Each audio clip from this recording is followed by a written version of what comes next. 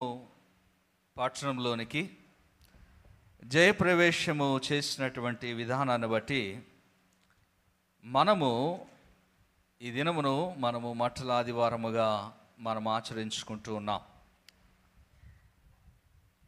ఈ మట్టల ఆదివార దినమున ప్రభువు మనతో మాట్లాడుతున్నటువంటి మాటలను మనము జ్ఞాపకం చేసుకుందాం.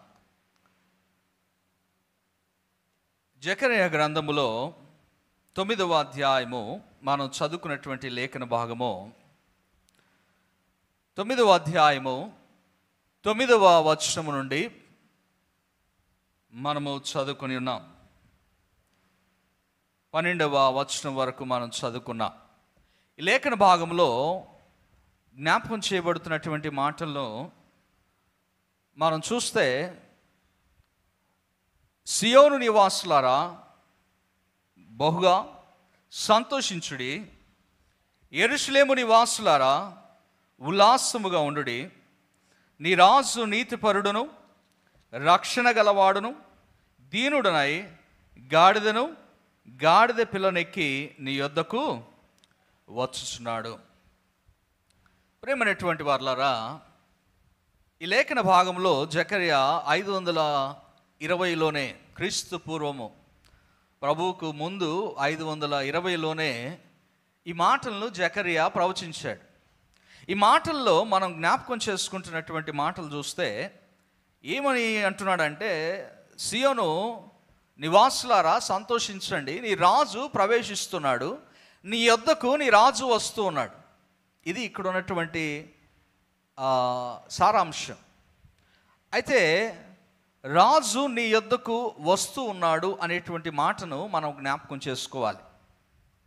చదువుకున్నటువంటి 2వ లేఖన భాగంలో యోహాను సువార్త 12వ అధ్యాయంలో మనం చూస్తే అక్కడ జనులట ఏమని వ్రాయబడుతుందంటే, ఆయన అక్కడ ఉన్నాడని తెలుసుకొని ఆయన యెరూషలేములోనికి వస్తున్నాడని విని వారు, అక్కడ ఏం రాయబడుతుందో తెలుసా, మరునాడు ఆ పండుగకు వచ్చిన బహుజన సమూహము యేసు యెరూషలేమునకు వచ్చుచున్నాడని విని ఖర్జూరపు మట్టలు పట్టుకొని ఆయన్ను ఎదుర్కొనబోయి, జయము ప్రభుపేట వచ్చుచున్న ఇశ్రాయేలు రాజు స్తుతింపబడునుగా కానీ కేకలు వేసిరి.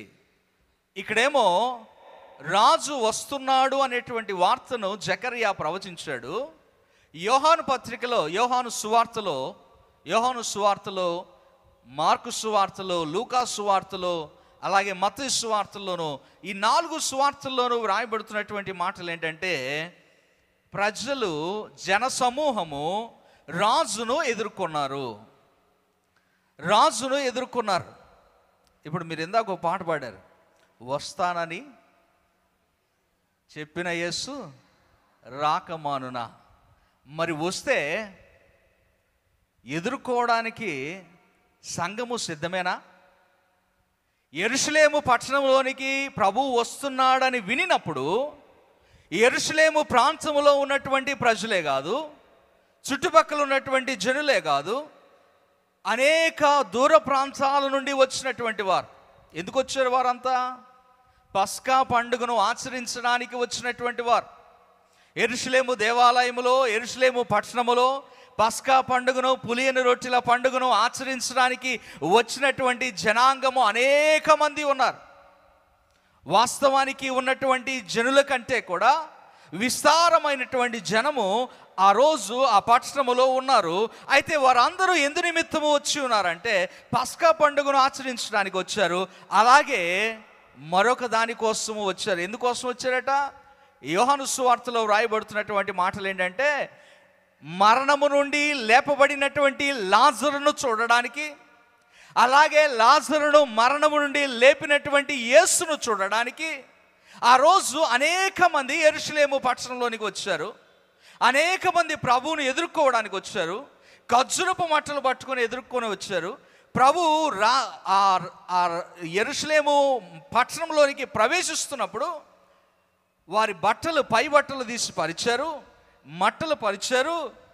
ఆయన వెనుకాల, ఆయన ముందు నడుస్తూ హోసన్నా జయము అంటూ రాజును స్తుతిస్తూ వెళ్ళారు. ఇది మట్టల ఆదివారపు సారాంశము అక్కడ జరిగినటువంటి సన్నివేశం అయిపోయింది ఇక్కడతో. మట్లాది వారంలో ఇంకా ఇంతకంటే ప్రత్యేకత ఏమీ లేదు కదా, ఇదేనా, ఇదే కదా జరిగింది. మట్లాది దినాన అక్కడ మనం జ్ఞాపకం చేసుకునేది ఏంటి? గాడిద పిల్లల గురించి మాట్లాడుకుంటాం, మట్టల గురించి మాట్లాడుకుంటాం, అలాగే పరిచినటువంటి బట్టల గురించి మాట్లాడుకుంటాం. ఎందుకు పరిచారంటే దానికి ఒక కారణం ఉంది. పాత నిబంధన గ్రంథంలో, రాజుల గ్రంథంలో మనం చూస్తే, మొదటి రాజుల గ్రంథం, రెండవ రాజుల గ్రంథం 9వ అధ్యాయంలో 12 నుండి 13 వచనాల్లో అక్కడ ఒక రాజు, యోహో రాజు కనబడతాడు. అతడు రాజుగా ప్రతిష్ఠించామని చెప్పిన వెంటనే ఆ జనులు అతన్ని రాజుగా అంగీకరించి వారి పై బట్టలు తీసి ఆ మెట్ల మీద పరిచినను అనే మాటలు అక్కడ వ్రాయబడుతున్నాయి. ఎందుకు అలా చేశారు అంటే, రాజును గౌరవించడం వారి యొక్క క్రమములో, ఇశ్రాయేలు యొక్క చరిత్రలో, వారి యొక్క పారంపర్య ఆచారాల్లో ఒకటిగా అది ఉండిపోయింది. అందును బట్టి యేసు ప్రభు వారు వస్తూ ఉంటే ఆయన రాజుగా అంగీకరించి ప్రభువును ఎదుర్కొన్నటువంటి వారందరూ బట్టలు పరిచారు, ప్రభువును స్తుతిస్తూ ఆయన ముందు వెనక నడుచుకుంటూ వస్తున్నటువంటి వారు అనేక మంది ఉన్నారు. ఇది మట్టలాదివార దినమున జరిగినటువంటి కార్యం. అయితే ఇందులో నుండి మనమేం నేర్చుకోవాలి? ఈరోజు మట్టలాదివారి దినాన మట్టలు పట్టుకొని తిరిగితే ప్రభువును స్తుతించినట్లేనా? మట్టలాదివారి దినాన మట్టలు పట్టుకొని ప్రభువును స్తుతిస్తూ వీధుల వెంట తిరిగితే ప్రభువును గణపరిచినట్లేనా? ఇదేనా నిజంగా ప్రభు మన జీవితంలో మన నుండి కోరుకుంటున్నటువంటిది? ఇదేనా ప్రభు పరిపూర్ణమైనటువంటి స్థితిలో ఒక క్రైస్తవుడు పాటించాలని ప్రభు తలస్తున్నది? అంటే మీరు ఒక ప్రశ్న వచ్చేసిందేమో మీకు మెదడులో, అంటే ఇదంతా తప్పు అంటారా పాస్టర్ గారు, ఇదంతా చేయకూడదంటారా అనే ప్రశ్న వచ్చిందా? నేను అలా అనట్లేదు, మీరు అలా నెగిటివ్ సెన్స్లోకి వెళ్ళిపోవద్దు. నేను అనేది ఇది మాత్రము చేస్తే చాలా, ఇది మాత్రము చేస్తే ఇది ప్రభువును స్తుతిస్తున్నట్ట, ఇది ప్రభువును గణపరిచినట్ల, ఇది ప్రభువును మహిమపరుచినట్ల, ఇది ప్రభువుకు ఘనత కలిగిస్తున్నట్ల అంటే నేనంటాను కాదని అంటాను. ఎందుకు అంటే ఇక్కడ అదే జనులు 4 రోజుల తర్వాత ఏమైంది? ఇదే జనులు ఆయనకు సిలువ వేయమని కేకలు వేశారు. ఇదే జనులు బరబ్బను వదిలిపెట్టండి, ఈయనకు సిలువ వేయమన్నారు.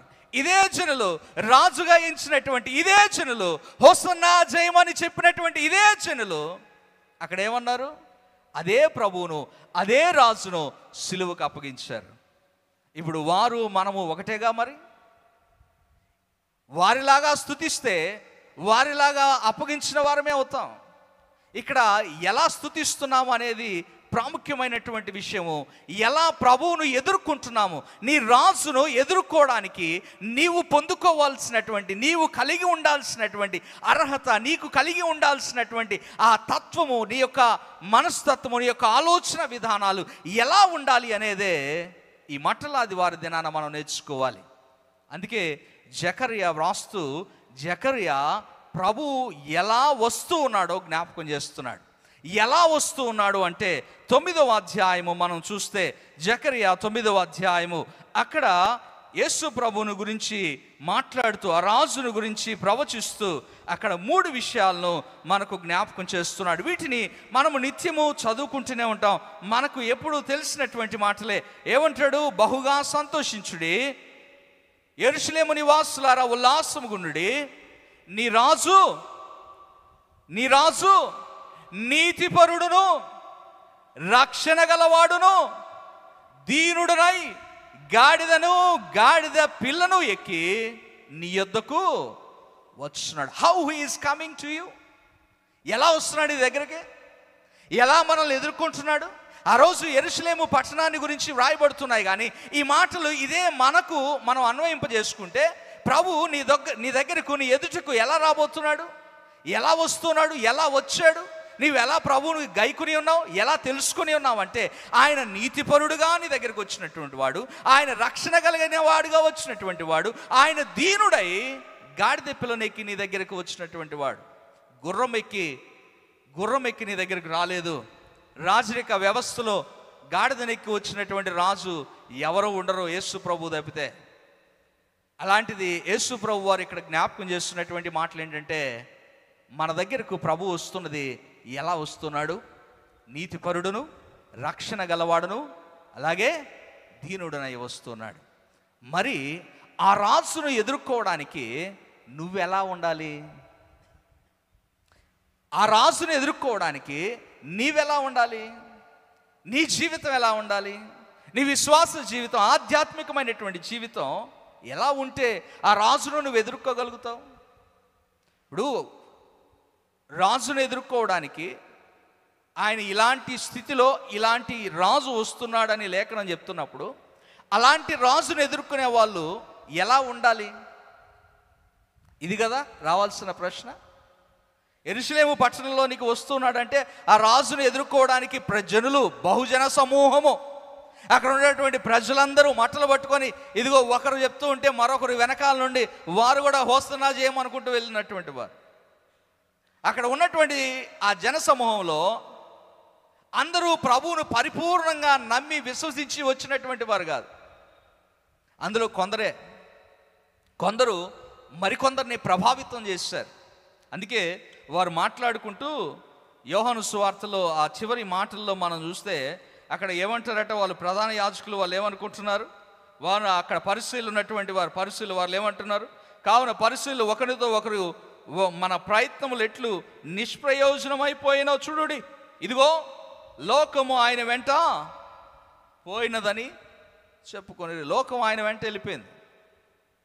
ఈరోజు లోకము ఆయన వెంట పోవాలంటే, లోకము ఆయన వెంట తిరగాలంటే, లోకము ఆయన వైపు చూడాలంటే నీవు క్రైస్తవుడిగా నీవు ఎలా జీవించాలో నేర్చుకోవాలి. మనకు నేర్పించేది, మనం నేర్చుకునేది ఏంటి పాస్టర్ గారు? సంవత్సరాలుగా ఇప్పుడు ఇది మా సంఘము సెంటినరీ సంఘం, మేము 100 సంవత్సరాల నుండి క్రైస్తవులం. ఇప్పుడు మా రామ్నగర్ సంఘం వల్ల మేము 75 సంవత్సరాల నుండి క్రైస్తవులం. ఇంకో సంఘం 150 సంవత్సరాల సంఘం, మేము 150 సంవత్సరాల నుండి సంఘం. నీవు ఎన్ని సంవత్సరాలు జరుపుకుంటే ఏంటి? మనం ఎన్ని సంవత్సరాల క్రైస్తవ్యంలో ఉంటే ఏంటి? ఆ క్రైస్తవ జీవితము పరిపూర్ణమైనటువంటి స్థితిలో, ప్రభువును అంగీకరించినటువంటి స్థితిలో, ప్రభువుకు ఆమోదయోగ్యమైనటువంటి స్థితిలో లేనప్పుడు ఎంతకాలం ఉంటే ఏంటండి? 2000 సంవత్సరాల క్రితము క్రైస్తవ్యము ఈ లోకంలోనికి వచ్చింది, కానీ నేటికి ఇంకా పరిపూర్ణ క్రైస్తవ్యము సంఘాల్లోనికి రాలేదు. అవునా కాదా? సంఘంలో అన్నీ ఉన్నాయి, సంఘంలోనికి అన్నీ వచ్చాయి, లోకం ముఖ్యంగా వచ్చేసింది. కానీ సంఘంలో క్రీస్తును కోల్పోతున్నటువంటి దినాలు నేటి దినాలు. సంఘాలు, క్రైస్తవులు క్రీస్తును మర్చిపోతున్నటువంటి దినాలు నేటి దినాలు. ఇది రీసెంట్గా మీరు చూశారు కదా, ప్రవీణ్ పగడాల గారు చనిపోయిన విషయంలో అనేక మంది క్రైస్తవులు, కాపర్లు, సేవకులు బయటకు వచ్చి చెడ్డ మాటలల్లా తిట్టేసిండ్రు, బూతులు తిట్టారు. అయిపోయా, నీ క్రైస్తవ జీవితం ఏది? నీ విశ్వాస జీవితం ఏది? ప్రభువు నిన్ను పిలుచుకుంటే ఆ పిలుపుకు కలిగిన జీవితం ఏది? సేవకులు కదా, ఎక్కడుంది ఇక్కడ క్రైస్తవ్యం? ప్రభువు ముందే చెప్పాడు, మీకు ఇలాంటి హింసలు జరుగుతాయి అని చెప్పినప్పుడు దాన్ని ఆలకించాలిగా. ధాన్యతలు మనం చెప్పుకుంటాం, చిన్నతనం నుండి సండే స్కూల్ అందరికీ బోధిస్తాం. ఏమున్నాయి దాంట్లో? ఒకడు నిన్ను హింసించి, దూషించి, చెడ్డ మాటలలా పలికినప్పుడు నువ్వు ధన్యుడు, యు ఆర్ బ్లెస్డ్. అవునా కాదా? మరి ఎవరు యాక్సెప్ట్ చేస్తాం దాన్ని? ఎవరు యాక్సెప్ట్ చేస్తాం? But actual Christianity is that. నిజమైనటువంటి క్రైస్తవ జీవితం అదే. ఈరోజు సంఘాల్లో లోపించింది అదే ఇక్కడ. అందుకే ఈ 3 మాటలు నేను ఈరోజు మీతో పంచుకోవాలని ఆశపడుతున్నాను. ప్రభు ఇక్కడ జ్ఞాపకం చేస్తున్నాడు, ఆయన యొక్క స్వభావంలో 3 విషయాలు ఉన్నాయి. నీతిమంతుడు, నీతిపరుడు. నీతిపరుడైనటువంటి రాజును నీవు ఎదుర్కోవాలంటే నీవు నీతిమంతుడు కావాలి. ఆయన గురించి రాయబడినటువంటి లేఖనాలు మనం చూడగలిగితే యెషయా గ్రంథము 59వ అధ్యాయము 16-17 వచనాల్లో ఆయన గురించి రాయబడుతున్నటువంటి మాట, నీతియే ఆయనకు ఆధారమైను, నీతిని ఆయన కవచముగా ధరించుకొనును అనేటువంటి మాటను మనం చూస్తాం. యెషయా గ్రంథము 59వ అధ్యాయము 16-17 వచనాల్లో మనం చదువుకోగలిగితే, ఇదిగో నీతిని కవచముగా ఆయన ధరించుకొనును. 16 చివరి భాగం చూస్తే, ఆయన నీతియే ఆయనకు ఆధారమాయను, రక్షణను తల మీద శిరస్థానముగా ధరించుకున్నాడు. నీతిని కవచముగా ఆయన ధరించుకున్నటువంటి వాడు. నీతి అనేది ఆయనలో ఉన్నటువంటిది, ఆయనలో నుండే ఈ నీతి అనేది వచ్చినటువంటిది. నీతిమంతులు, నీతిపరుడైనటువంటి ప్రభువుని ఎదుర్కోవాల్సింది నీతిపరుడైనటువంటి క్రైస్తవుడు కదా. ఇప్పుడు తప్పు చేసేవాడు, దొంగ పోలీసుకి ఎదురుగా పోతాడండి? దొంగతనం చేసినవాడు, తప్పు చేసినవాడు, ఫర్ ఎగ్జాంపుల్ పోలీసులు వెళ్ళి ఆపుతున్నారు, బయట లైసెన్సు చెక్ చేస్తున్నారు, నీ దగ్గర లైసెన్స్ లేదు, హెల్మెట్ లేదు, ఆడుంటే ఎదురుగా పోతావా? ఆడ ఆపుతుంది, కనపడుతుంది, ఏం చేస్తావు? ఆపి బండి వెనక్కి తిప్పుకొని వెళ్ళిపోతావు. ఎందుకని? నీ దగ్గర సరైనటువంటి స్థితిలో నీవు లేవు కాబట్టి, వాళ్ళు ఆపుతారనేటువంటి కాన్షియస్ నీకు ఉంది కాబట్టి నువ్వు వెనుదిరుగుతావు. నీతిపరుడైనటువంటి రాజును నువ్వు ఎదుర్కోవాలంటే ఆ కాన్ఫిడెన్స్ ఎలా వస్తుంది నీకు? రాజు నీ ఎదుర్కు వస్తూ ఉన్నప్పుడు, రాజు నిన్ను ఎదుర్కోబోతున్నప్పుడు, రెండవ రాకడలో ప్రభు రాబోతున్నప్పుడు, ఆ రాజు వస్తూ ఉన్నప్పుడు, ఆ రాజును ఎదుర్కోవడానికి ఉన్నటువంటి సంఘము ఆయన ఎలా ఎదుర్కోగలుగుతుంది? నీలో ఆ నీతిపరమైనటువంటి స్థితి లేకపోతే, నీలో ఆ నీతి సంబంధమైనటువంటి చిగురు నీలో చిగురించి ఉండకపోతే, ఆ నీతి నీలో ఫలించి ఉండకపోతే నీవు ఎలా ఎదుర్కోగలుగుతావు? How we can face the God, righteous God, when you are not righteous? నీవు నీతిపరుడు కానప్పుడు నీతిపరుడైనటువంటి రాజును ఎలా ఎదుర్కోగలుగుతావు? ఎదుర్కోలేము. మేబీ ఇప్పుడు అందరి ముందు మనం చెప్పొచ్చు, లేదండి మేము ఎదుర్కోగలం, we can face. Yes, maybe మనం అనుకోవచ్చు, మన గురించి పరిపూర్ణంగా తెలిసినటువంటి వాడు దేవుడు ఒక్కడే కదా. రెండవది మనమే, పక్కోడు కూడా తెలియదు. am I right? మన గురించి మొదట దేవునికి తెలుసు పూర్తిగా, కొన్ని మనం మర్చిపోతాం కాబట్టి మనకు తెలియదు పూర్తిగా. రెండవ స్థానం మందే. మన గురించి మనకు తెలిసినంతగా మన కట్టుకునేటువంటి భార్యకు తెలియదు, మన కన్న తల్లికి తెలియదు, కన్న తండ్రికి తెలియదు, నీ సహోదరుడికి తెలియదు కదా, ఎవరికి తెలియదు. But God knows everything, whatever you are having thoughts in your heart. నీ హృదయంలో ఉన్న ప్రతి ఆలోచన, ప్రతి తలంపు ఎరిగినటువంటి వాడు ప్రభు. ఇక్కడ అందుకే జ్ఞాపకం చేస్తున్నాడు, ఆయన నీతిపరుడు, నీతిని కవచముగా ధరించుకున్నటువంటి వాడు. భూమి మీద నీతి న్యాయములను జరిగించడానికి యెహోవా మనకు నీతి అని ఆయనకు పేరు పెట్టబడెను అనేటువంటి మాటను ఇర్మియా ప్రవక్త ప్రవచిస్తాడు. ఇర్మియా ప్రవక్త 23వ అధ్యాయము, ఇర్మియా గ్రంథము 23వ అధ్యాయము 5-6 వచనాల్లో కూడా మనం చూడగలిగితే అక్కడ జ్ఞాపకం చేయబడుతున్నటువంటి మాటలు, యెహోవా ఇలాగ ఆజ్ఞ ఇచ్చున్నాడు, రాబోవు దినములలో నేను దావీదుకు నీతి చిగురును పుట్టించదును, అతడు రాజై పరిపాలన చేయును, అతడు వివేకముగా నడుచుకుని కార్యము జరిగించును, భూమి మీద నీతి న్యాయములను జరిగించును, అతని దినములలో యూదా రక్షణ నందును, ఇశ్రాయేలు నిర్భయముగా నివసించును, యెహోవా మనకు నీతి అని అతనికి పేరు పెట్టుదురు. నీతి అని పేరు ఆయనకు పెట్టబడింది. అందుకే జకర్యా అంటాడు, ఆయన నీతిపరుడును రక్షణ గలవాడును దీనుడనై నీ యొద్దకు వస్తున్నాడు. Is coming to you. ఆ రోజు యెరూషలేము పట్టణంలోనికి వచ్చాడు కాదు, ఈరోజు మనల్ని ఎదుర్కోవడానికి ప్రభు రాబోతున్నాడు. ప్రభు నీ దగ్గరకు రాబోతుంటే నువ్వు ఎలా ఎదుర్కొంటున్నావో చూడండి, ఎలా ఎదుర్కోవాలి ప్రభువును మనం చూడండి. ఆ రోజు ఆ జన సమూహం వలె మనం ఒకవేళ ఎదుర్కొంటే మరలా 4 రోజుల తర్వాత ప్రభువును అప్పగించిన వారమేగా ఉండిపోతాం. అలా కాదు. వారు వచ్చింది ఎందుకు వచ్చారు? ప్రభు చేసిన అద్భుతాన్ని చూసి వచ్చారు. ప్రభు చేసిన అద్భుతాన్ని చూడడానికి వచ్చారు. విన్నవారు చూడడానికి వచ్చారు. లాజరును మరణములో నుండి లేపాడు. 3 రోజుల తర్వాత సమాధిలో నుండి లేపిన లాజరును చూడాలి. ఆ లాజరును లేపినటువంటి యేసు ప్రభువును చూడాలి. ఇది వారి యొక్క ఉద్దేశం.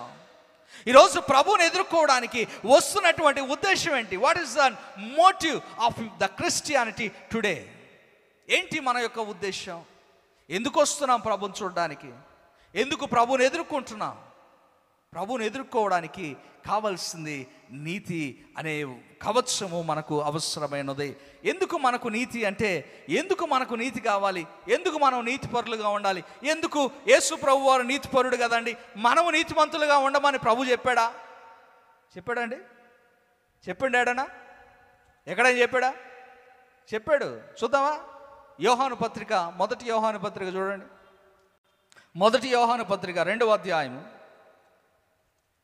యోహాను రాసిన మొదటి పత్రిక 2వ అధ్యాయము 29వ వచనం. 29వ వచనం ఏమంటున్నాడు? ఆయన నీతిమంతుడని మీరెరిగి ఉన్న ఎడల నీతిని జరిగించుచు ప్రతివాడును ఆయన మూలముగా పుట్టి ఉన్నాడని ఎరుగుదుము. ఏమంటున్నాడు? ఆయన నీతిమంతుడని ఎరిగి ఉన్న ఎడల, మనము ఆయన నీతిమంతుడని ఎరిగి ఉన్న వారమైతే, if we know that God is righteous, then what we have to do? ఏం చేయాలి మనం? మనల గురించి అంటున్నాడు అక్కడ. ఎడల నీతిని జరిగించుచు ప్రతివాడును ఆయన మూలముగా పుట్టి ఉన్నాడని ఎరుగుదురు. ఎలా ఆయన మూలముగా పుట్టిన వారమని ఎరగబడతాం మనం? ఎలా ఆయన మూలముగా పుట్టి ఉన్నామని తెలుసుకోగలుగుతాము? ఆయన నీతిమంతుడు గనుక ఆ నీతిని మనం అనుసరించుట వలన మనము ఆయన మూలముగా పుట్టిన వారమని ఎరగగలుగుతాము. అర్థమవుతుందా? ఎందుకు మనం నీతిపరులుగా ఉండాలంటే, ఎందుకు నీతిమంతులుగా రైచియస్గా ఉండాలి అంటే, ఆయన నీతిమంతుడని నీవు ఎరిగిన ఎడల నీవు ఆయన కుమారుడుగా, ఆయన బిడ్డగా, ఆయన సొత్తుగా, ఆయన స్వాస్థ్యముగా నీవు ఎంచబడడానికి నీవును నీతిని జరిగిస్తూ ఉండవలసినటువంటి వాడవు. అన్లెస్ ఒకవేళ నీతిని జరిగించకపోతే, ఆయన నీతిపరుడని నీకు తెలుసు, కానీ నీవు నీతిని జరిగించకపోతే నువ్వేమవుతావు? ఆయన మూలముగా పుట్టి ఉన్నవాడవు కావు. ఆయన మూలముగా పుట్టి ఉండకపోతే, ఆయన మూలముగా పుట్టి ఉండని వారికి రక్షణ ఎలా వస్తుంది? ఆయన మూలముగా పుట్టి ఉన్న వారికే కదా రక్షణ. ఆయన మూలముగా, ఆయన వలన రక్షణ కలుగుతున్నదని లేఖనాలు స్పష్టంగా మనకు జ్ఞాపకం చేస్తున్నాయి కదా. నీతి ఎందుకంటే, నీతి లేకపోతే రేపు అంత్యదినమున ప్రభు దగ్గరకు వెళ్ళినప్పుడు ప్రభు మనల్ని విమర్శ చేసేటటువంటిది కారణము. ఎలా విమర్శ చేస్తాడంటే, నీతిని బట్టి విమర్శ చేస్తాడని లేఖనము రాయబడుతున్నది. ప్రకటన గ్రంథంలో మనం చూస్తే 19వ అధ్యాయంలో 11వ వచనంలో స్పష్టమైనటువంటి మాట అక్కడ వ్రాయబడుతున్నది. ఆయన నీతిని బట్టి విమర్శ చేయించు యుద్ధము జరిగించుచున్నాడు.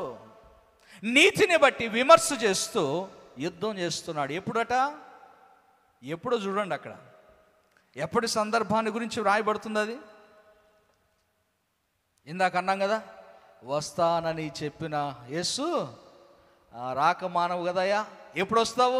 నువ్వు వచ్చేటప్పుడు ఎలా ఉంటుంది? ఇక్కడ చదవండి ఆ మాటలు. 19వ అధ్యాయము 11వ వచనం నుండి చూస్తే, పరలోకము తెరవబడిట చూచితిని, అప్పుడు ఇదిగో తెల్లని గుర్రం ఒకటి కనబడిను, దాని మీద కూర్చుండి ఉన్నవాడు నమ్మకమైన వాడును సత్యవంతుడును అను నామము గలవాడు, ఆయన నీతిని బట్టి విమర్శ చేయించు యుద్ధము జరిగించుచున్నాడు. ప్రభు యొక్క రాకడలో, ప్రభు వచ్చేటటువంటి సమయంలో నీతిని బట్టి విమర్శ చేస్తాడు. Is going to see how righteous we are.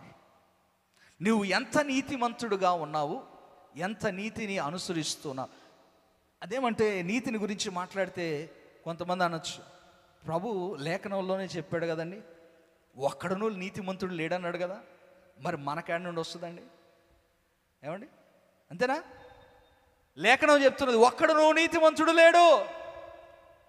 మరి మనం ఎట్లా అవుతాం నీతిమంతులం? అట్లీస్ట్ ట్రై చేయాలి కదా, అవునా కదా? అట్లీస్ట్ ట్రై చేయాలా? At least we have to try to be live a righteous life. నీతివంతమైనటువంటి జీవితాన్ని జీవించడానికి కనీసం ప్రయత్నం చేయాలి. ఎందుకంటే నీవు ఎదుర్కొనేది నీతిమంతుడైనటువంటి రాజును, నీతిపరుడైనటువంటి రాజును. It is a qualification to be a Christian life, every Christian must be followed. ప్రతి క్రైస్తవుడు పాటించాల్సినటువంటి మొదటి సిద్ధాంతం ఏదంటే నీతి. అబ్రహాము దేవుని నమ్మెను, అది అతనికి. లేఖనాలు బాగా తెలుసు మనకి. We know the scriptures very well. అవునా కదా? చాలా చాలా. ఉదయం ఒక ఆయన ఒక ఫారినర్ మెసేజ్ చెప్తుంటే వింటూ ఉన్నా. ఏమంటున్నాడంటే,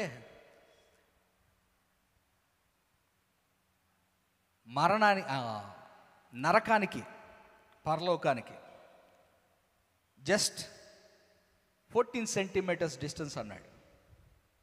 ఏందిరా నాకు అర్థం కాలేదు. ఇదేందయ్యా 14 సెంటీమీటర్ల దూరమేనా ఏంటి? 14 సెంటీమీటర్ల దూరమేనా నరకానికి పరలోకానికి? ఏంటి అంత తక్కువ ఏంటి అన్నాను. అని చూస్తున్నా, అలాగే కంటిన్యూ చేస్తున్నా. ఆయన చెప్తుంది ఏం తెలుసా? ఒక టేప్ పట్టుకొచ్చాడు. టేప్ పట్టుకొచ్చి ఇక్కడ నుండి ఇక్కడ కొలతేసాడు. It's just 14 centimetres. నీవు ఇక్కడ మాత్రం విని ఉంటే నీవు నరకానికి పోతుంటావు.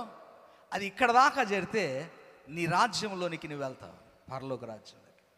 So just 14 centimetres distance. ఎక్కడ దాకా ఉంది ఈ క్రైస్తవ జీవితం అంటే? ఇక్కడ దాకే. ఇక్కడ వింటున్నాం, ఇటు వదిలేస్తున్నాం. మేబీ మనము అనేక మట్టలాదివార దినాల ఆరాధనలో వాక్యం విన్నాం, అవునా? అనేక పునరుద్ధాన ఆరాధనలో వాక్యం విన్నాం. ప్రతి ఆదివారము దేవుని వాక్యాన్ని వింటూనే ఉన్నాం. We are listening the word every day, every minute. Today present days we are listening the word very frequently. TV on చేసిన వాక్యం వస్తుంది, ఫోన్ ఆన్ చేసిన వాక్యం వస్తుంది, అవునా కదా?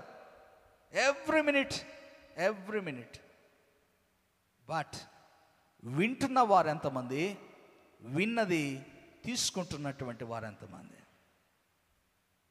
వింటున్నటువంటి వారు ఎంతమంది? ఆ వాక్యము లోనికి వెళ్తున్నది ఎంతమందికి? నీతిమంతుడు ఎవడనూ లేడు, ఒక్కడనూ లేడని లేఖనం చెప్తుంది. కాబట్టి మనం ఎంత ట్రై చేసినా మనం కూడా ఉండం కదా పాస్టర్ గారు అనుకోవాకండి. నీతిమంతులు ఉంటారు, అవుతారు. మేబీ నీవు ప్రయత్నం చేస్తే at least God see the inner personality of you. నీ లోనున్నటువంటి వ్యక్తిని ప్రభు చూస్తుంటాడు. ప్రభుకు తెలుసు అట్లీస్ట్ వీడు ప్రయత్నం చేశాడా, అట్లీస్ట్ అటెంప్ట్ చేశాడా.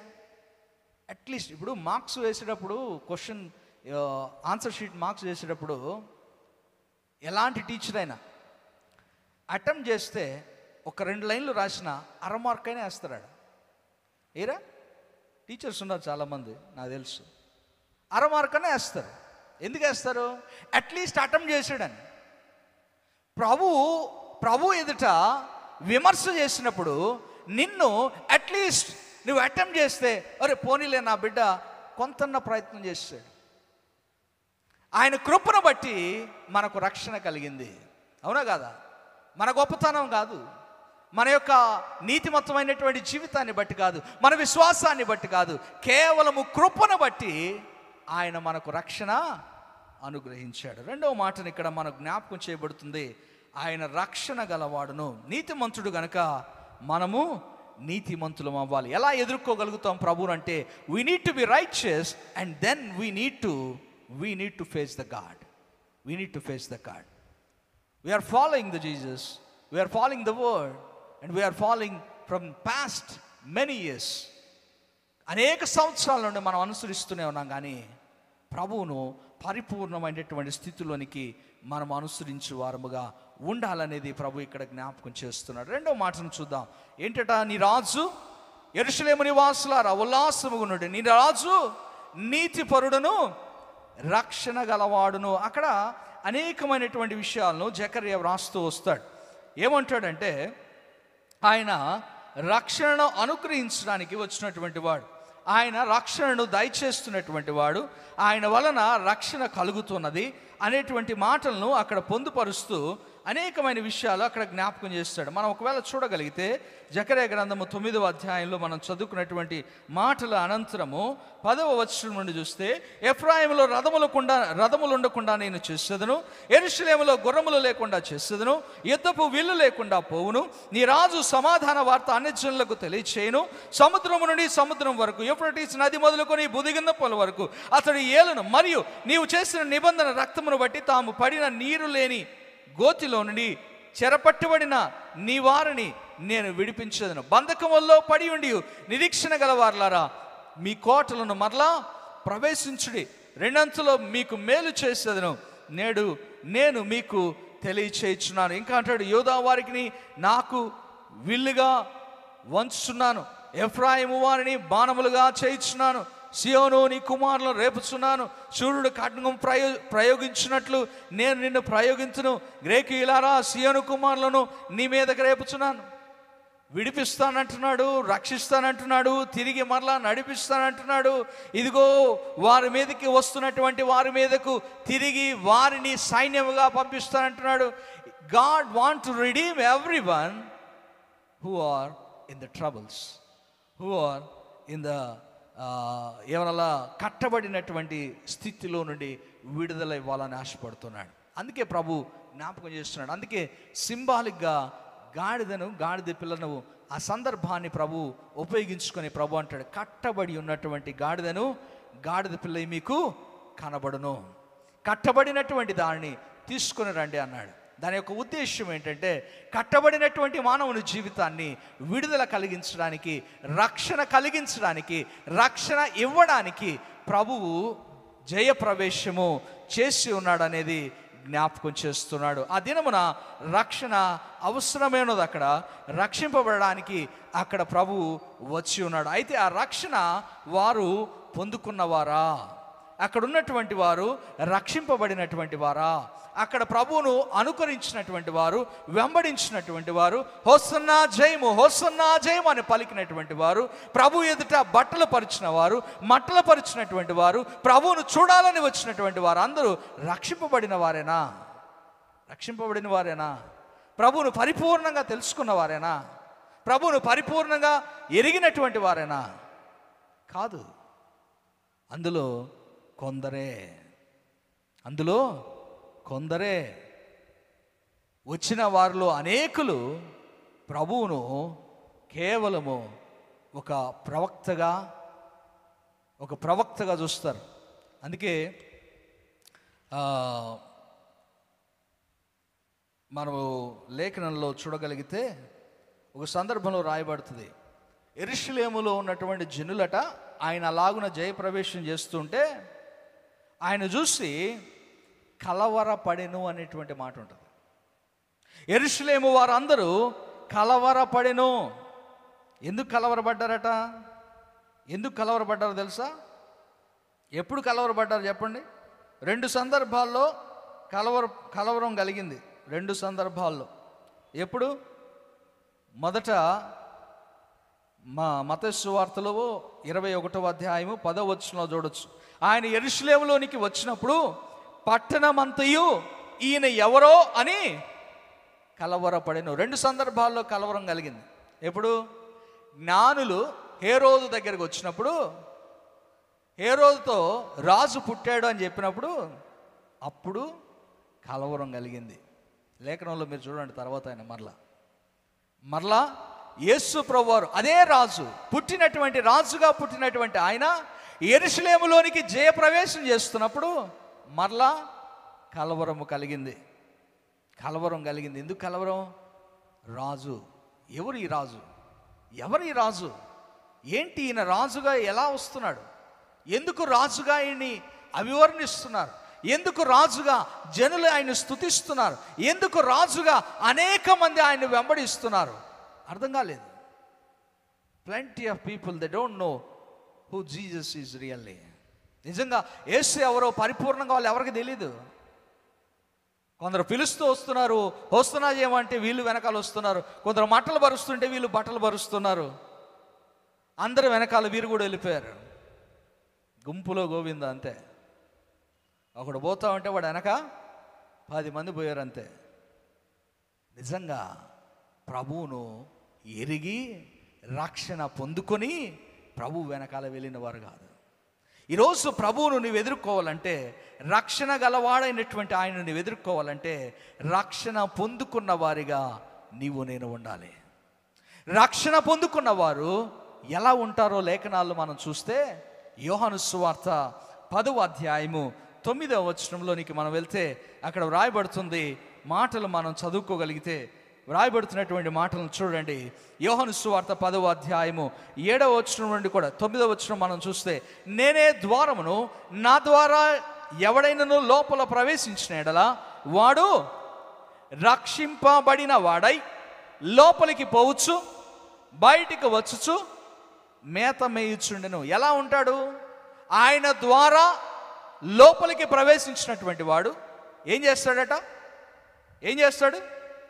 లోపలికి పోవచ్చు, బయటికి వచ్చుచు. ఈ 2 పనులు మాత్రం ఖచ్చితంగా ప్రతి క్రైస్తవుడు చేస్తాడు. ఈడ 3 ఉన్నాయి దాంట్లో. 1 లోపలికి పోవడం, 2 బయటికి రావడం, 3వది ఏంది? మేత మేయుచుండెను. నేను ఎందుకన్నాను మొదటి 2 అంటే, మేత మేసి మేసి మనకు ఆ మేత నచ్చట్లేదు ఇప్పుడు. అవునా కదండి? ఎప్పుడు వినే వాక్యమే కదా, చిన్నతనం నుండి వింటున్నటువంటి వాక్యమే కదా. ఇప్పుడు అదే పాస్టర్ గారు ఒకవేళ కొన్ని సంవత్సరాల నుండి ఉన్నాడు అనుకో, ఎప్పుడు రోజు ఇదే పాస్టర్ కదండి వాక్యం చెప్పేది. ఆ పాస్టర్ గారు చెప్పి చెప్పి బోరు కొట్టేసింది. ఏమంటావు? అదే వాక్యం. నీవు వింటున్నటువంటి వాక్యం అదే అని నీవు అనుకుంటే అది అదే అవుతుంది. మరి అదే అయితే నీవు ఎంతవరకు దాన్ని అనుకరించున్నావు? ఇప్పుడు ప్రశ్న ఏంటంటే, మనం తినాలా? We need to eat. మేత మెయ్యాలా? మేత మెయ్యాలా? మేసి బయటకు పోవాలా? వస్తున్నాం పోతున్నాం, వస్తున్నాం పోతున్నాం, వస్తున్నాం పోతున్నాం, మేత మాత్రం బయట మేస్తున్నాం. సంఘాల్లో ప్రభు యొక్క మాటలు, ప్రభు యొక్క లేఖనాలు మనము పొందుకొని ఉండాలి. రక్షింపబడిన వారు ఇవి చేయాలి. నీవు రక్షింపబడిన వాడవైతే నీవు లోనికి వస్తూ బయటికి వెళ్తూ నీవు మేత మేస్తూ ఉన్నటువంటి వాడివిగా ఉండాలి. ప్రభు జ్ఞాపకం చేస్తాడు. మత్తయి సువార్తలోనే 11వ అధ్యాయము 29వ వచనం చూడండి.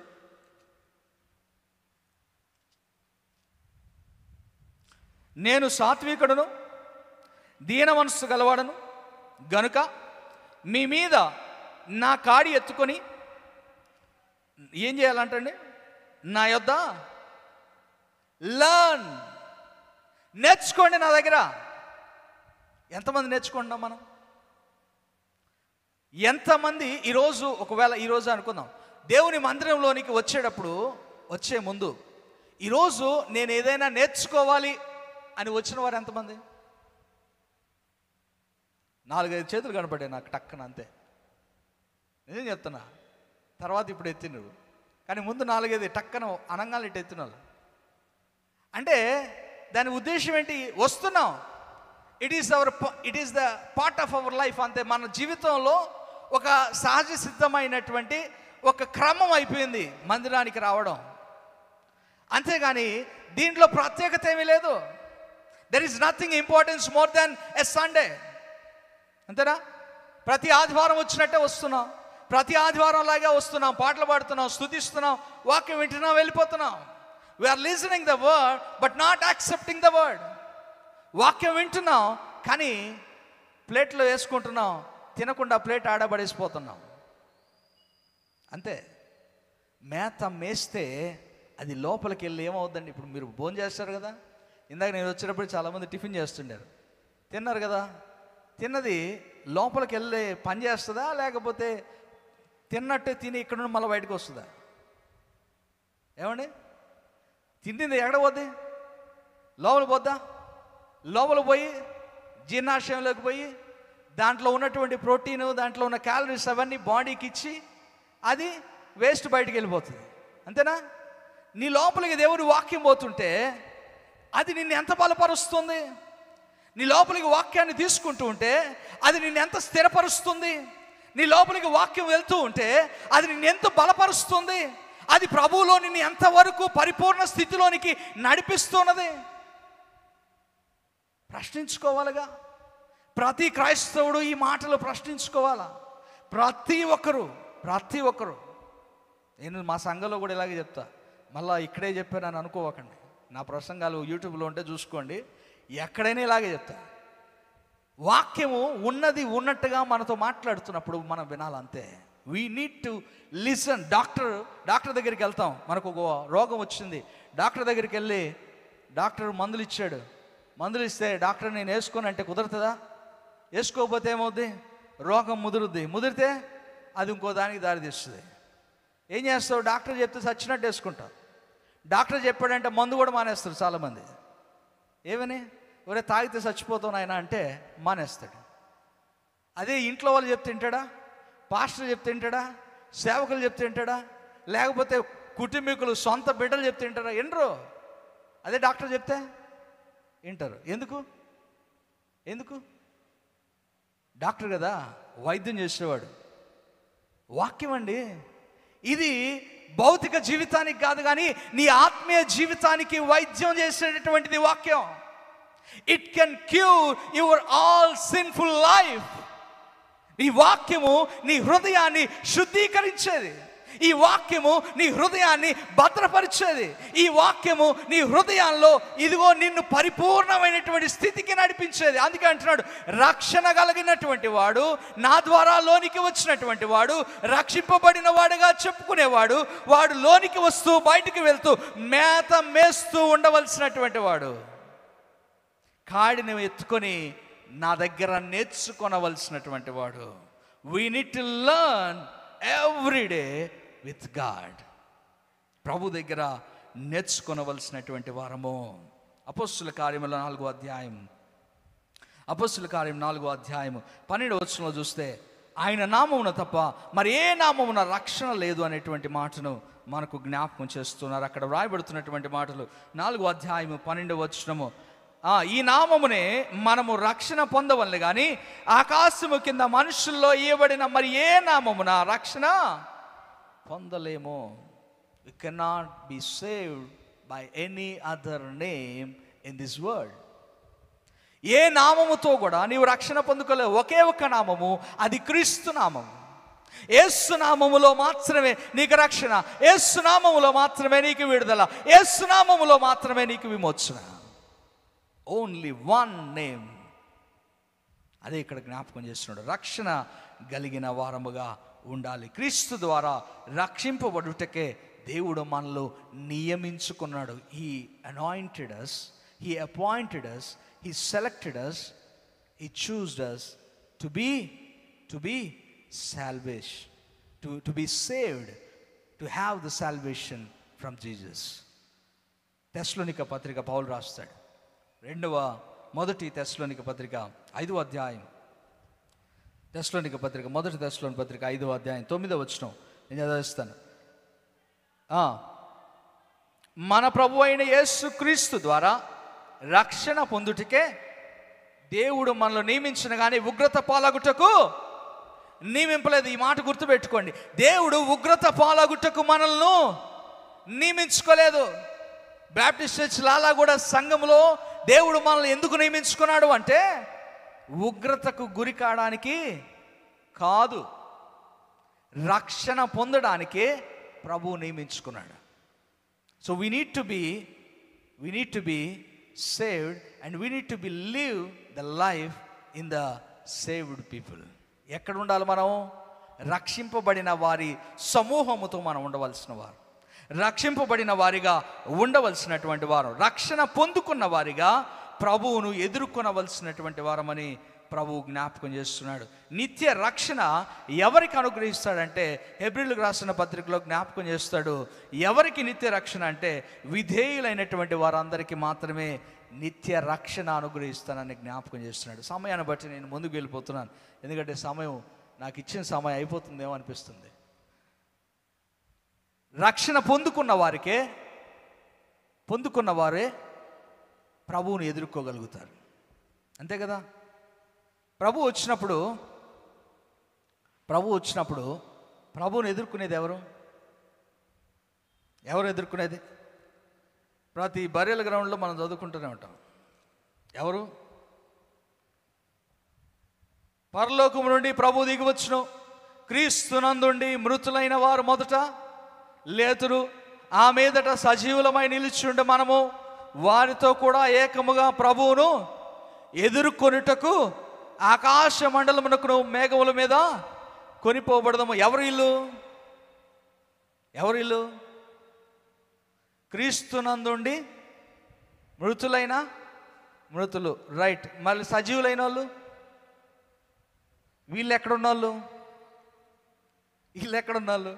ఇప్పుడు క్రీస్తునందు మృతులు అని స్పష్టంగా రాయబడింది కదా. మరి సజీవులమైన మన గురించి ఏం రాయబడిందా? మనకు కూడా అదే రాయబడింది. క్రీస్తునందు ఉండి సజీవులై ఉన్నటువంటి వారు, క్రీస్తునందు ఉండి మృతులైన వారు, క్రీస్తునందు ఉండి సజీవులైన వారు. ఇక్కడ స్పెషల్గా మనకేం రాయలేదు, బ్రతికి ఉన్న మనకి ప్రత్యేకంగా ఏం రాయలేదు. ఇద్దరికి రాయబడుతున్నది ఇది. బ్రతికి ఉన్నవారు, మరణించిన వారు, ఇరువురు ఎవరు అంటే క్రీస్తునందు ఉన్నటువంటి వారు. క్రీస్తునందు ఉన్నటువంటి వారు మొదట మృతులు లేస్తారు, తర్వాత సజీవులమై మనము, అనగా క్రీస్తునందు ఉండి సజీవులమై ఉండగా. క్రీస్తులో ఉన్నాం, ఇంకా చచ్చిపోలా. ఇది ఆడ క్రీస్తులో ఉన్నాం, క్రీస్తునందు ఉన్నాం. నందు, ఇన్సైడ్ ఆఫ్ క్రైస్ట్. ఇది గుర్తుపెట్టుకోండి. Not outside of the Christ, we are inside of the Christ. Whoever lives inside of Christ, క్రీస్తులో ఉన్నటువంటి వారు, క్రీస్తు నందు ఉన్నటువంటి వారు, క్రీస్తులో రక్షింపబడినటువంటి వారు, క్రీస్తు నందు నివసిస్తున్నటువంటి వారు, అట్టి వారిని గురించి రాయబడుతున్నది. అట్టివారు ప్రభువును ఎదుర్కొనుటకు ఆకాశ మండలమునకు మేఘముల మీద పైగా కొనిపోబడుదురు. ప్రభు రాబోతున్నాడు అనేటువంటి మాటను మొదట్లోనే మనం జ్ఞాపకం చేసుకున్నాం. రాజు నీ యొద్దకు వస్తున్నాడు. Is coming to you and you are going to face the God, you are going to face the Jesus. How we are facing the God? ఎలా ప్రభువుని ఎదుర్కోగలుగుతావంటే నీవు క్రీస్తు నందు ఉండగలిగినప్పుడే. Unless we can't. నీవు క్రీస్తు నందు లేకపోతే ప్రభువుని ఎదుర్కోలేవు, ప్రభుతో ఉండలేవు. ఏమవుద్ది? యోహాను సువార్త 15వ అధ్యాయం, ద్రాక్షవల్లి నేను తీగలు మీరు. ఇది మనకు బాగా తెలుసు కదా. ఏమని రాయబడుతుందా? తీగ ద్రాక్షవల్లిలో ఉంటేనే, అవునా? ఉంటేనే, లేకపోతే ఎండిపోను వాటిని ఏం చేస్తారు? అగ్నిలో వేస్తారు. నీవు క్రీస్తు నందు ఉంటే నీవు ఎత్తబడతావు, క్రీస్తు నందు లేకపోతే నీవు మరణానికి అప్పగించబడతావు. ప్రియమైనటువంటి సంగమా, రక్షింపబడిన వారు ఎవరంటే క్రీస్తు నందు ఉన్నటువంటి వారు. Those who live inside the Christ, క్రీస్తులో జీవిస్తున్నటువంటి వారు. క్రీస్తులో జీవిస్తున్నటువంటి వారికి క్రీస్తు ప్రభువు చుట్టూరా ఉంటాడు. నీ చుట్టూరా ఆయనే ఉంటాడు, నీవు మధ్యలో ఉంటావు. లోకం ఉండదు నీ చుట్టూ, ప్రపంచం ఉండదు నీ చుట్టూ, లోక ఆలోచనలు ఉండవు నీ చుట్టూ. నీ చుట్టూ ఏముంటాయి? ప్రభువు మాత్రమే ఉంటాడు నీ చుట్టూ. ఎందుకు? నువ్వు ఎక్కడున్నావు? లోపల. ఇప్పుడు ఈ పెన్ను ఉందండి, ఈ పెన్ను ఉంది కదా, ఈ పెన్నుకి రీఫిల్ బయట ఉందా లోపల ఉందా? లోపలే ఉందిగా. రీఫిల్ బయట ఉండి నేను పెన్లో ఉన్నానంటే ఒప్పుకుంటుందా? కరెక్టా? క్రైస్తవ జీవితం కూడా అంతే.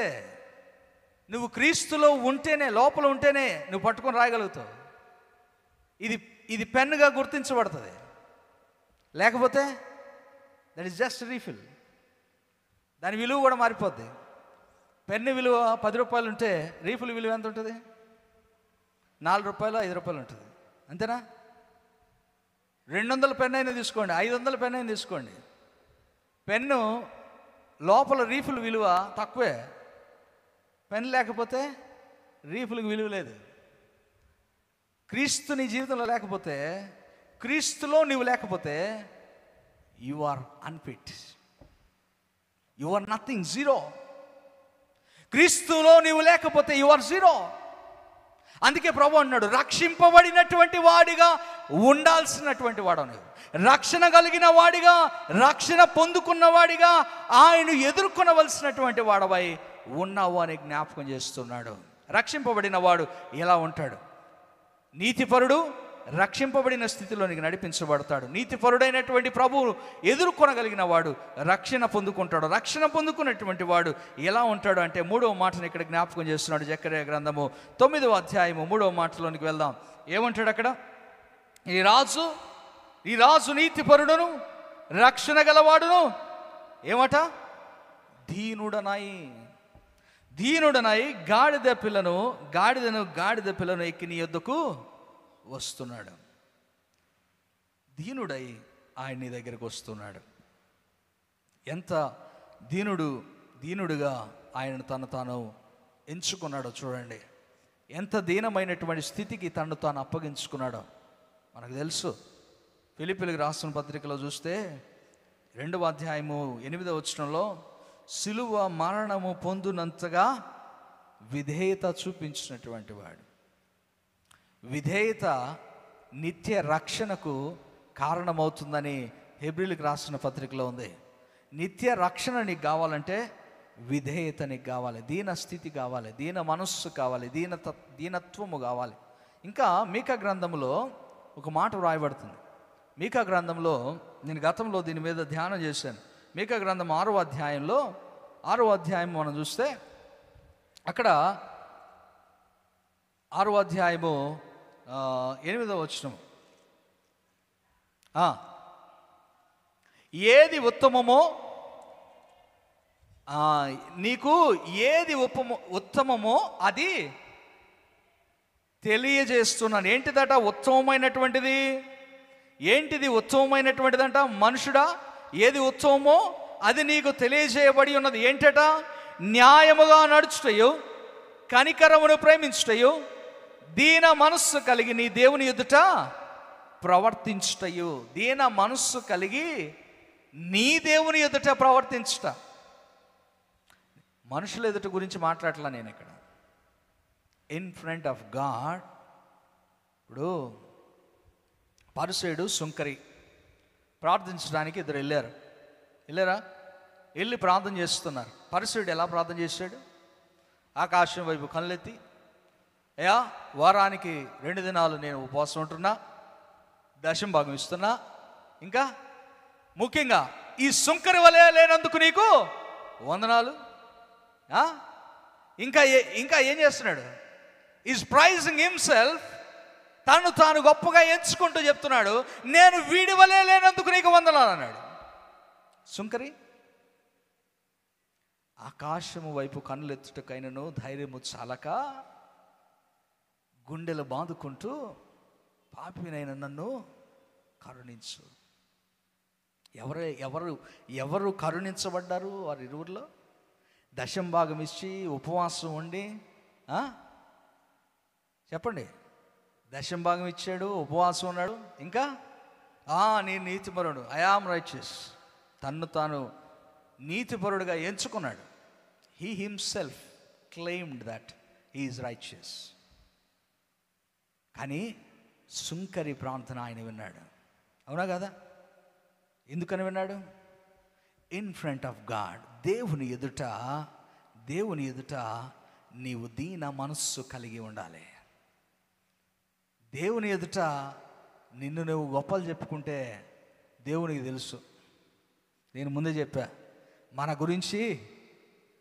గురించి ఎక్కువ తెలిసింది దేవుడికి. తర్వాతే నువ్వు. దేవుని ఎదుట మనం ఎంత గర్వించుకున్నా, ఎంత గొప్పలు చెప్పుకున్నా దేవుడు అంటాడు. ఆ రోజు తలుపు మూయబడిన తర్వాత వెళ్ళి తలుపు తట్టి, ప్రభువా నీ నామమున మేము ప్రవచింపలేదా? నీ నామమున మేము దయ్యములు వెళ్ళగొట్టలేదా? నీ నామమున మేము గొప్ప కార్యాలు చేయలేదా అంటే ఏమన్నాడు దేవుడు? అన్యాయస్తులారా పోండి బయటికి. ప్రభువుకు తెలుసు. God knows who you are. దేవునికి తెలుసు నీ హృదయంలో ఉన్నదేంటో. దేవునికి తెలుసు నీ హృదయం దేన్ని చూస్తున్నదో. దేవునికి తెలుసు నీవు ప్రభువు పైన ఆనుకొని ఉన్నావా లేదో. ఇక్కడ కావాల్సింది దీన మనస్సు కలిగినటువంటి జీవితము మనకు కావాలి. ఎందుకంటే ఆయన దీనుడై గాడిద పిల్లనెక్కి వస్తున్నాడు. He showing himself how we need to live this life. Yesu ప్రభువు వారు ఈ లోకంలో 3.5 సంవత్సరాల కాలంలో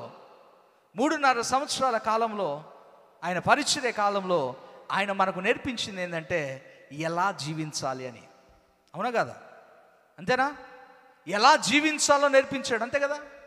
యేసు ప్రభు క్రైస్తవులు ఎలా ఉండాలని చెప్పాడా? అసలు క్రైస్తవ్యం అనేది ఉందా అప్పుడు? Is there Christianity? లేదు. జుడాయిజం ఉందా? లేదు. God never teach about the religion. దేవుడు మతాన్ని గురించి, మతము అనే దాన్ని ఎప్పుడూ బోధించలేదు.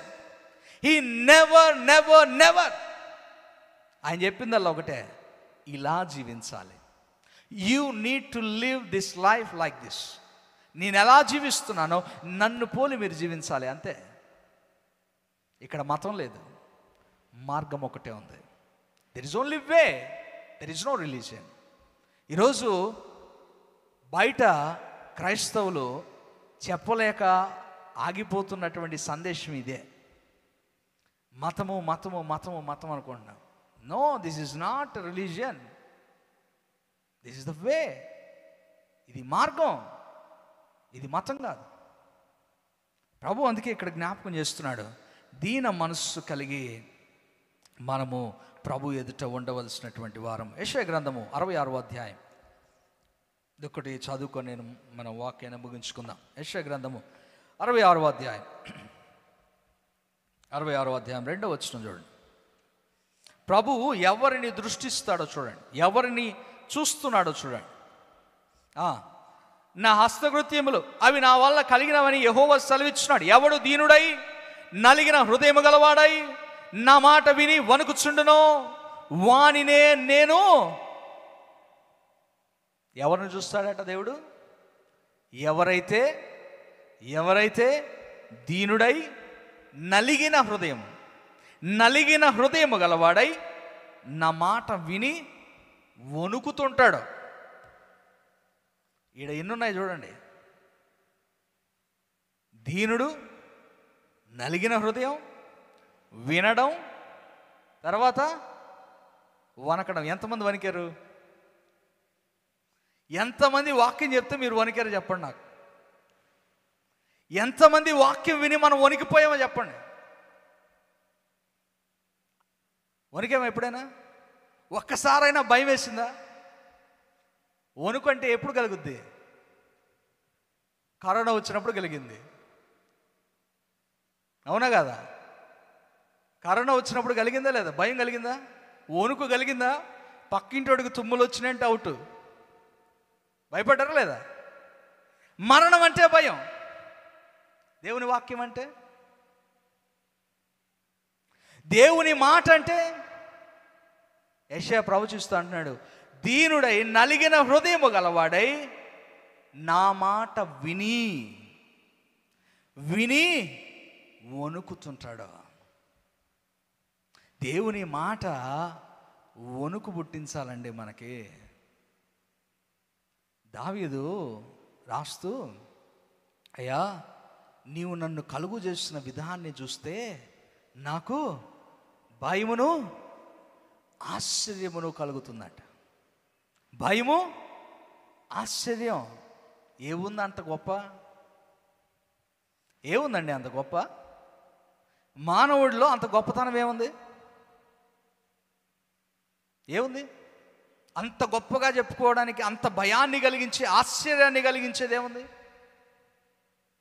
ఒక్కటి చెప్పనా? మీ అందరిలో నరాలు ఉన్నాయా? You all have wines. నరాలు, ఒంట్లో నరాలు ఉన్నాయి అందరికీ.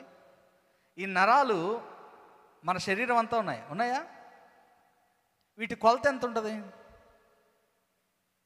వీటి కొలత, ఒక మనిషిలో ఈ నరముల యొక్క కొలత ఒకదానితో ఒకటి పేర్చుకుంటూ వెళ్తే ఎంత దూరం ఉంటాయి? ఊరిని గెస్ చేసి చెప్పండి. 1000 కిలోమీటర్లా? కిలోమీటర్లో చెప్పండి, ఎన్ని కిలోమీటర్లు ఉంటాయి? కొంతమంది 2 అంటున్నారు, 2 చూపిస్తున్నారు. మీ ఊహకు అందనటువంటిది అది, తెలుసా? చెప్పేదా?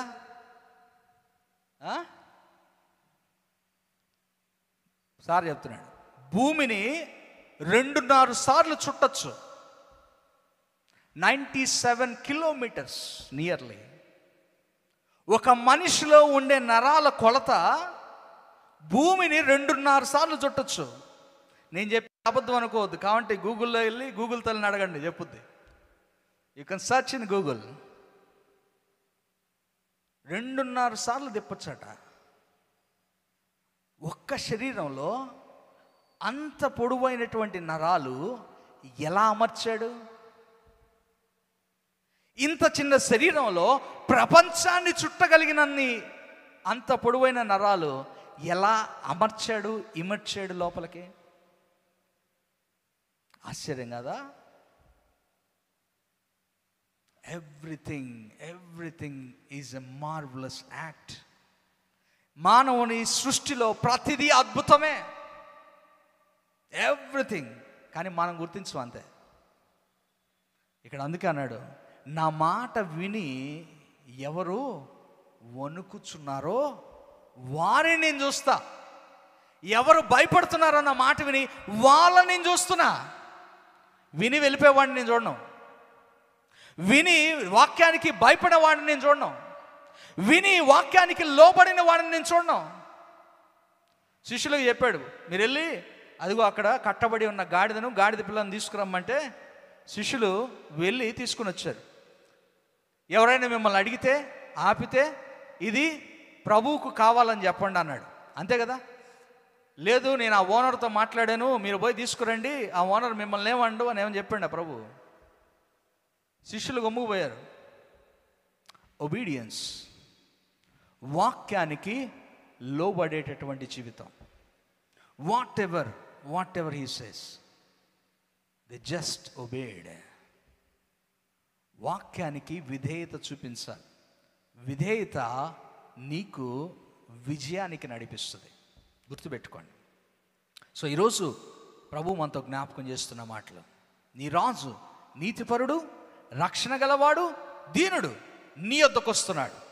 So how we have to face the God, how we have to face the king. ఎలా ఆయన్ని ఎదుర్కోవాలంటే నీవు కూడా నీతిపరుడు అయి ఉండాలి. నీవు నీతిపరుడు కాకపోతే ఆయన ద్వారా పుట్టిన వాడవు కావు. ఆయన ద్వారా పుట్టిన వాడు ఏమవుతాడు? రక్షింపబడతాడు. రక్షింపబడిన వాడు ఏం చేస్తాడు? మేత మేస్తాడు. రక్షింపబడిన వాడు వాక్యాన్ని వింటాడు, అంగీకరిస్తాడు. ఎలా వింటాడు, అంగీకరిస్తాడంటే దీనుడై నలిగిన హృదయము గలవాడై విని వణుకుతాడు. ఈరోజు నా వాక్యం విని మీరేం వణకద్దు. కానీ వాక్యం అంటే ఇదే కాదు. కొన్ని సందర్భాల్లో దేవుడు మనతో స్పష్టంగా మాట్లాడతాడు. ఈ వాక్యము నాతోనే మాట్లాడాడు ప్రభు అని నీకు అనిపిస్తుందే, that time you need to be fear. నీకు భయం కలగాలి, నీవు భయపడాలి దేవుని వాక్యానికంటే. ఈరోజు దేవుని వాక్యానికి అంత ప్రాధాన్యత లేదు. There is no importance for the word. ఎందుకో తెలుసా? చూడండి, పుట్టినరోజులో కానీ, మెమోరియల్ సర్వీసుల్లో కానీ, ఇంకే కూడికల్లో కానీ, దేంట్లో అయినా ఏమవుతుంది? మెమోరియల్ సర్వీస్లో ఆదరణ మాటలు చెప్పేస్తారు, అందరూ వచ్చేస్తారు, టెస్టిమోనీ చెప్తారు. అంతా అయిపోయిన తర్వాత టైం చూస్తే 10 అయిపోతుంటుంది.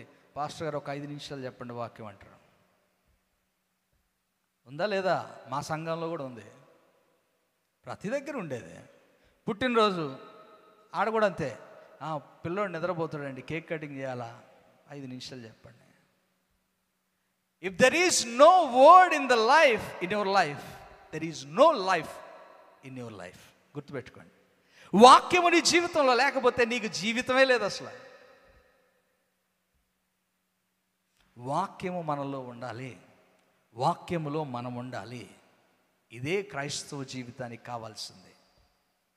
నీతిపరుడైన రాజును ఎదుర్కోవాలంటే ఆయన వాక్యాన్ని విని, ఆయన మాటను విని వణికే వాళ్ళు కావాలి ఆయనకి. ఆయన వాక్యానికి ఇంపార్టెన్స్ ఇచ్చేవాళ్ళు కావాలి ఆయనకి. ఆయన వాక్యాన్ని అంగీకరించేవారు కావాలి ఆయనకి.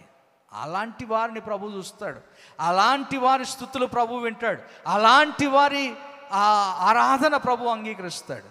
అది ప్రభుకు కావాల్సింది. ఈరోజు సంఘాల్లో, క్రైస్తవ జీవితాల్లో లోపించింది ఏంటంటే వాక్యానికి విని వణికే స్థితి లేదది. వాక్యానికి మనం భయపడట్లేదు. రాకడా అంటే భయపడతాం, కానీ ఒకవేళ న్యూస్లో ఈ రోజుతో లాస్ట్ అని చెప్పాడనుకో, అప్పుడు భయం వేస్తుంది. అమ్మో ప్రభు వచ్చేస్తున్నాడేమో, ప్రభు వచ్చేస్తున్నాడేమో, మోకరించేస్తాం. ఇంకా రావడం ఆలస్యమైందంటే ఇక మరలా మామూలే. 2012 డిసెంబర్లో అయిపోయింది కదా అన్నారా, భూమి అంతరించిపోతుంది, చివరి లాస్ట్ డేస్ అన్నారు. అందరూ ఏడోళ్ళాడు సర్దుకున్నారు మంచిగా. మళ్ళా మామూలే, సదా మామూలే. కోవిడ్ వచ్చింది, ఫస్ట్ వేవ్ రాగానే దెబ్బకు అందరికి కళ్ళు తెలుసుకున్నాయి. దేవా దేవా దేవా దేవా అన్నారు. కొంచెం సర్దుకోగానే మళ్ళా సెట్ అయిపోయారు.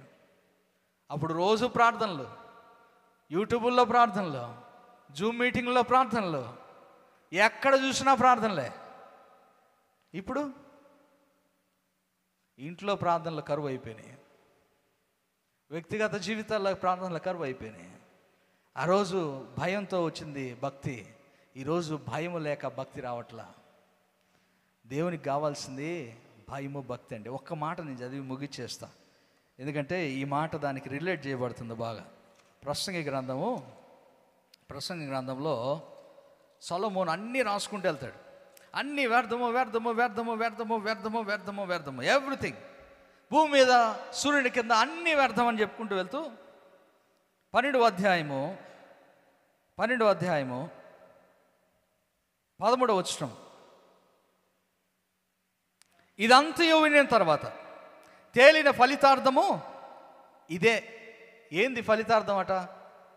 దేవుని యందు భయభక్తులు కలిగి ఉండి ఆయన కట్టడలను అనుసరించి నడుచుచుండవలనెను మానవ కోటికి ఇదియే విధి. ఇదే విధి. విధి అంటే కర్మ అని కాదు. విధి అంటే కర్మ అని కాదు. వీడికి అది అవ్వాలి ఎట్లా, అది కాదు. విధి అంటే it's a duty. It is the duty God asked you to do.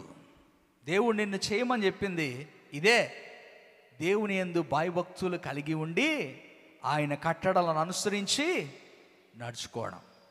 So క్రైస్తవ విశ్వాసులైన మనము, ప్రభువులోనికి నడిపించబడిన మనము, ప్రభువును ఎదుర్కోవడానికి సిద్ధపడుతున్నటువంటి మనము, ప్రభువు రాకడలో ప్రభువును ఎదుర్కోవడానికి ఇష్టపడుతున్నటువంటి మనము, నీతిపరుడైన రాజును ఎదుర్కోవాలంటే నీతిపరుడుగా మారు. రక్షణ కలిగినటువంటి రాజును ఎదుర్కోవాలంటే రక్షింపబడిన వాడిగా నిలవబడు. రక్షింపబడిన నీవు దీన మనస్సు కలిగి దేవుని మాట విని వణుకుతుండేవాడిగా ప్రభువుని ఎదుర్కో. అట్టివాడిని ప్రభు చూస్తాడు, అలాంటి వారిని ప్రభు దృష్టిస్తాడని లేఖనంలో సెలవిస్తున్నాడు. కనుక అట్టి కృప పరిశుద్ధాత్మ దేవుడు మనందరికీ అనుగ్రహించును గాక. ప్రార్థన చేసుకుందాం. కృపాసత్య సంపూర్ణుడా, సర్వశక్తి కలిగినటువంటి మా గొప్ప దేవ, యెరూషలేములోనికి జయప్రవేశం చేసినప్పుడు ఆ రోజు జనులు నిన్ను వెంబడించారు, నీ ముందు నడిచారు, వెనక నడిచారు, హోసన్నా జయమని నిన్ను స్తుతించారు. కానీ 4 రోజుల తర్వాత నిన్ను అప్పగించారు. కానీ మేము అలా ఉండాలనుకోవట్లేదు తండ్రి. మా జీవితాలు నిన్ను అప్పగించేవిగా కాక, నిన్ను సిలువకు అప్పగించేవిగా కాక, మా జీవితాలు నిన్ను మహిమపరిచేవిగా ఉండాలని ఆశపడుతున్నా. నీవును మా నుండి అలాగునే ఆశపడుతున్నావు. మా జీవితాల ద్వారా నీవు గణపరచబడాలని, మా జీవితాల ద్వారా నీవు మహిమపరచబడాలని, మా జీవితాల ద్వారా నాయన నీ నామమును హెచ్చించబడాలని నీవు కోరుకుంటూ ఉన్నావు. ఈ సమయంలో, నీ రాకడ సమయంలో నిన్ను ఎదుర్కోబోతున్నటువంటి సంఘముగా మేము ఉండగా, మేము నిన్ను ఎలా ఎదుర్కోవాలి అంటే, ఆ రోజు వారు ఖర్జూర మట్టలు పట్టుకొని ఎదుర్కొన్నారు. కానీ మేమైతే ఇదిగో నీతిపరుడైనటువంటి రాజును నీతిపరులుగా మారి నీతిని పాటించి, నీతిని అనుసరించి, నీతిని కవచముగా ధరించుకున్న వారమై నిన్ను ఎదుర్కోవాలనుకుంటున్నాం తండ్రి. రక్షింపబడినటువంటి వారిగా, రక్షణ ఇవ్వడానికి వచ్చినటువంటి నిన్ను, ఆ రక్షణ పొందుకున్న వారిగా మేము నిన్ను ఎదుర్కోవాలని మేము అనుకుంటున్నాం తండ్రి. ఈరోజు నువ్వు మనకు అదే జ్ఞాపకం చేస్తున్నావు. నీవు కలిగి ఉన్నటువంటి దీన మనస్సు, దీనత్వమును మేము ధరించుకున్న వారమై, దీన మనస్సు కలిగి నలిగిన హృదయముతో మేము నిన్ను ఎదుర్కోవాలని నీవు ఆశపడుతున్నా. మరి రాకడ సమయంలో నీ సన్నిధిలో మేము చేర్చబడే సమయానికి, నిన్ను ఎదుర్కొనే సమయానికి మేము నీ వలె ఉండాలని మేము కోరుకుంటూ, నాయన మమ్మల్ని, మా జీవితాలను అలాగునే మీరు మార్చమని, నీలో ఉండే జీవితాన్ని, క్రీస్తు నందు ఉన్నటువంటి స్థితిని మాకు అందించమని మా ప్రభును రక్షకుడని యేసు నామమున అడిగి వేడుకుంటున్నాము తండ్రి. ఆమేన్. అందరికీ మరొక మారు ప్రభు పేరిట వందనాలు తెలియజేస్తున్నాను.